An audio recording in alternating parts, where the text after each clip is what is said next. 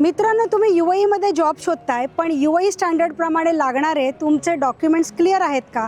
नसतील तर माझा हा व्हिडिओ शेवटपर्यंत बघा। सर्वात प्रथम तुमचा रेझ्युमे ATS स्टँडर्डनी बनवा, कारण UAE मध्ये ऑटोमॅटिक ट्रॅकिंग सिस्टीमनीच रेझ्युमे ॲक्सेप्ट केला जातो। तुमचे जॉब रिलेटेड जे काही डॉक्युमेंट्स असतील त्याचं अटेस्टेशन करणं फार जरुरी आहे।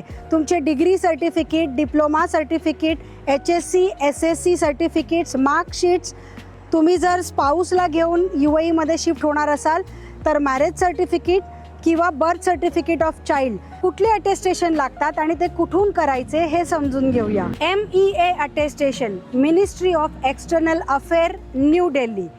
हे डिपार्टमेंट कन्फर्म करतं की तुमचे डॉक्युमेंट्स नॅशनल लेवलला व्हॅलिड आहेत।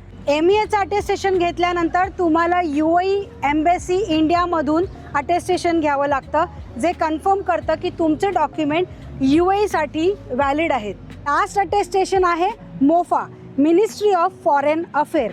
विदाऊट MOFA स्टॅम्प तुमचे डॉक्युमेंट्स UAE मध्ये अप्लाय करण्यासाठी इनव्हॅलिड समजले जातात। मित्रांनो, हे तिन्ही स्टॅम्प घेण्यासाठी तुम्हाला अप्रॉक्सिमेट 1 महिना ते 2 महिना एवढा वेळ लागतो आणि रेग्युलर प्रोसिजरमध्ये जर तुम्ही हे डॉक्युमेंट अटेस्टेशन केले तर अप्रॉक्सिमेट कॉस्ट 10,000 ते 20,000 एवढी असते, पण अर्जन्सीची कॉस्ट प्रत्येक एजन्सीवर डिपेंड असते। तुम्ही तुमचे डॉक्युमेंट ऑथोराइज एजन्सीकडूनच करा। ज्या लोक ही चूक करतात की फक्त MEA अटेस्टेशन करून UAE मध्ये येतात, मग त्यांना इकडचे अटेस्टेशन फार कॉस्टली पडतात आणि टाइम कन्झ्युमिंग आहे। तुम्ही इंडियामधूनच तुमचे डॉक्युमेंट अटेस्टेड करून ठेवा आणि मग जॉब अप्लाय करा। फ्रेंड्स, तुम्हाला माझा व्हिडिओ इन्फॉर्मेटिव्ह वाटला असेल तर प्लीज शेअर करा, कमेंट करा आणि जास्तीत जास्त लोकांना हा फॉरवर्ड करा।